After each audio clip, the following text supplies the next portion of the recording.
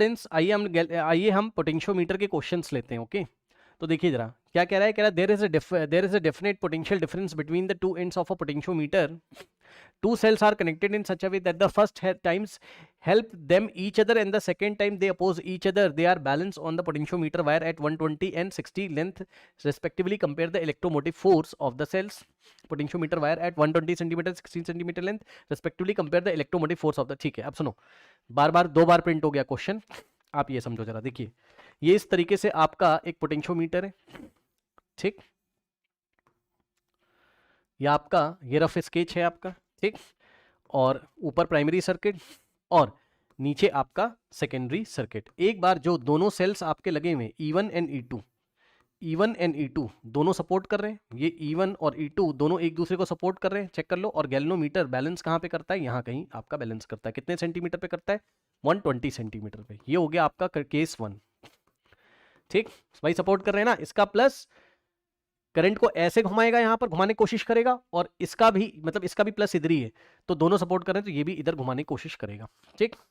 तो ये बताइए कि ध्यान से समझिए, ये बताइए कि इस टाइम जो टोटल यहां पर ध्यान से चेक करिएगा, इतने पोर्शन में, ये इतने पोर्शन में जो टोटल ईएमएफ आपको मिलेगा वो कितना मिल जाएगा, दोनों ऐड हो जाएंगे, ठीक.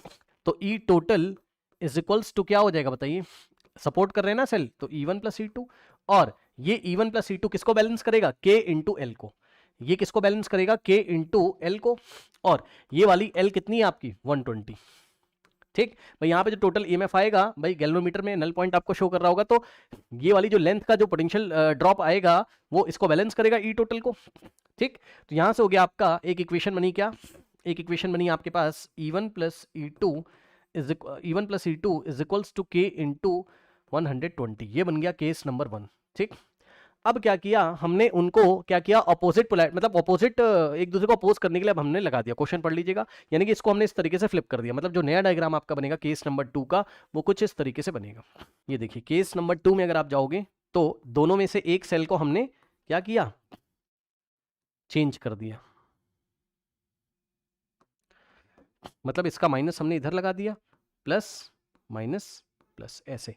अब ये जो E2 है वो ऐसे करंट को घुमाने की कोशिश करेगा, और E1 ऐसे घुमाने की कोशिश करेगा, ठीक. तो इस बार जो नेट EMF मिलेगा, और हम ये अज्यूम करके चल रहे हैं, आप चाहे E1 आप कुछ भी अज्यूम कर लो, E1 is greater than E2 या E2 is greater than E1, बस उसने हमसे दोनों का रेशियो हमसे पूछा है. तो भाई जो बड़ा होगा उसका रेशियो छोटे वाले के साथ, तो हम अजम्पशन करके चल रहे हैं यहाँ पर कि लेट, आप कुछ भी अज्यूम कर सकते हो, आंसर वही आएगा, ठीक है ना. लेट E1 इज ग्रेटर, बस दोनों सेल्स को हमें कंपेयर करने के लिए बोला EMF को, ठीक है. आप किसी को भी ग्रेटर मान लीजिए, तो मैं मान के चल रहा हूं कि E1 मेरा ग्रेटर है, ठीक है. तो E1 जो मेरा ग्रेटर है, E1 का रेशियो मैं E2 के साथ निकालूंगा, ठीक. और अगर E2 को ग्रेटर मानते अगर आप, तो E2 इस टू E1 निकाल दीजिए, क्या ही फर्क पड़ता है. अब आइए ये बताइए, अब इतने पोर्शन का जो टोटल आपका है इस बार केस नंबर 2 में, वो EMF कितना आएगा, E1 माइनस E2 आएगा. और ये E1 माइनस E2 किससे बैलेंस होगा, इस बार आपका जो बैलेंस होता है वो गैल्वेनोमीटर थोड़ा सा पीछे चला जाता है ना, 60 सेंटीमीटर पे चला जाता है. इस बार बाय तो नहीं लिखा है, पढ़ लो ध्यान से, नहीं, ठीक. तो ये आपका यहां आ जाता है गैल्वेनोमीटर.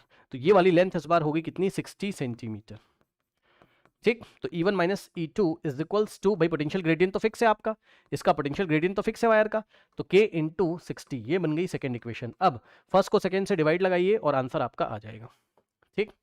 तो देखिए फर्स्ट डिवाइडेड बाय सेकेंड, तो आ जाएगा E1 plus E2 by E1 minus E2 is equals to K into 120 divided by K into 60.